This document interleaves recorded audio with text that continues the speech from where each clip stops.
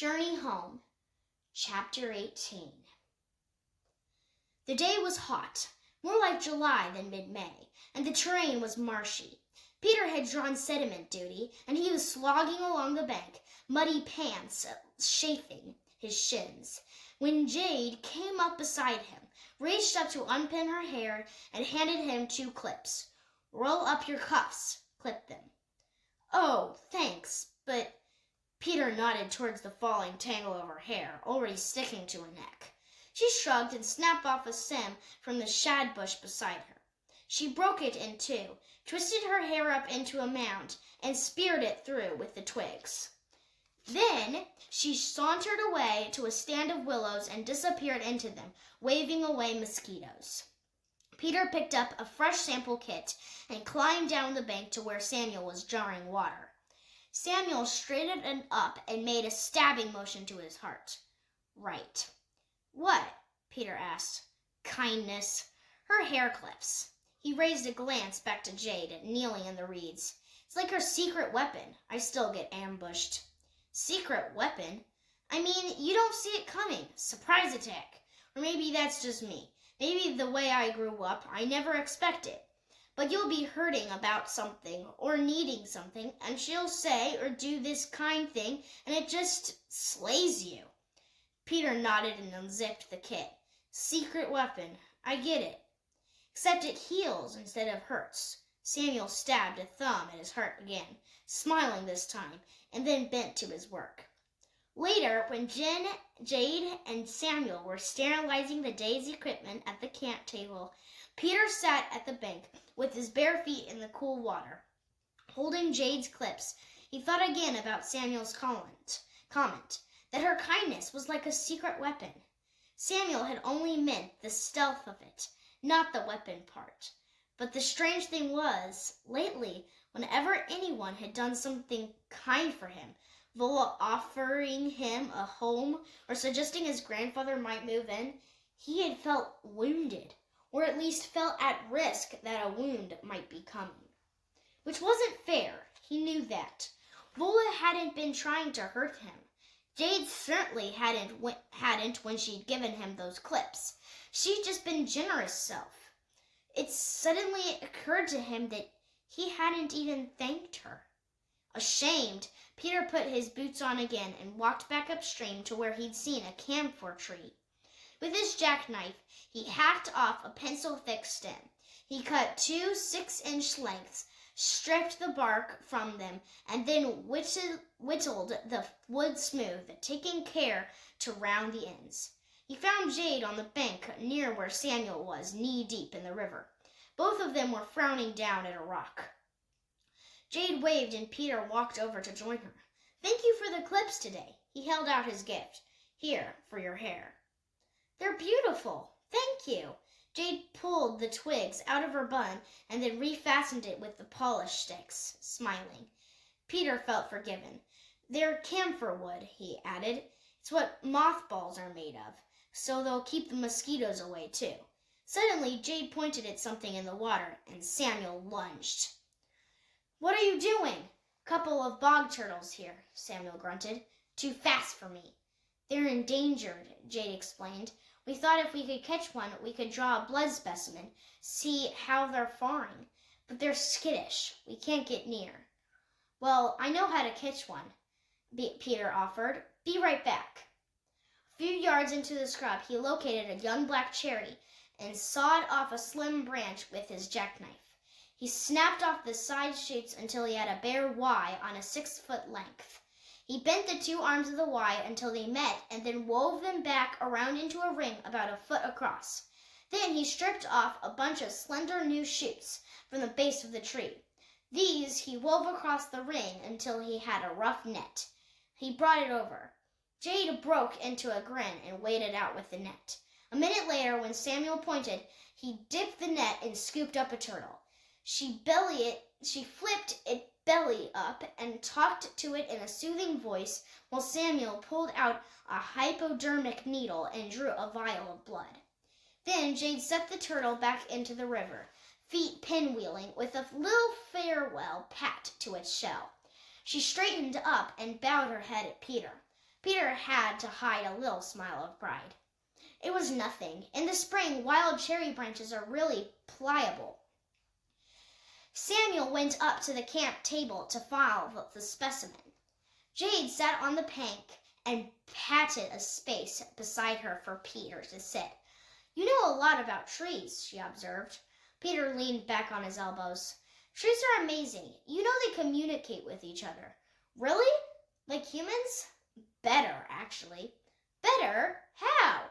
Peter almost said, "They don't have to touch," but he knew how that would sound.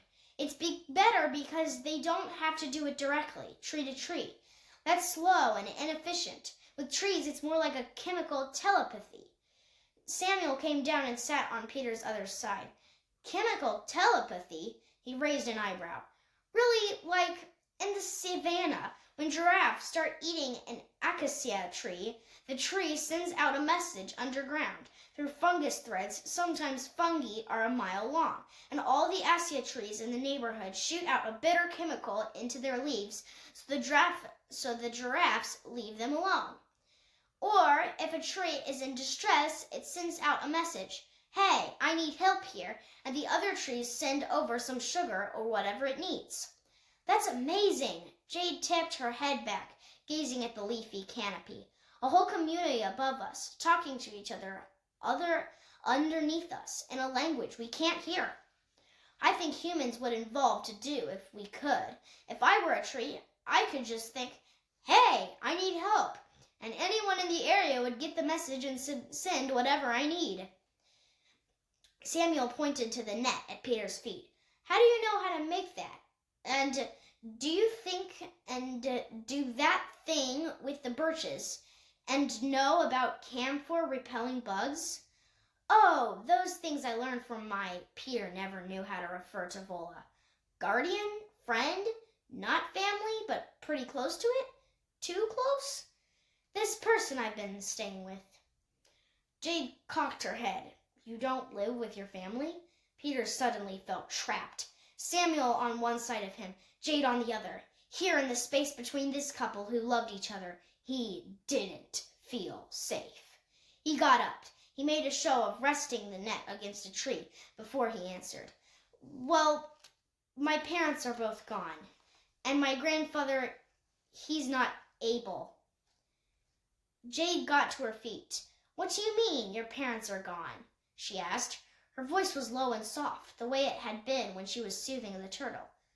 "Oh, no, Peter, not dead." Samuel got up then, too. Peter stuffed his hands into his pockets. "My mom when I was 7, my dad in October."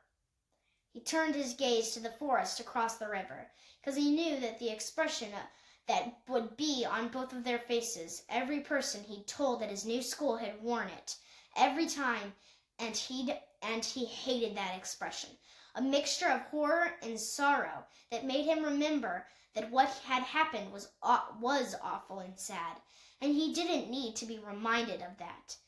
His hand clenched hard around the jackknife in his pocket. "This past October, Peter?" Jade asked even more quietly.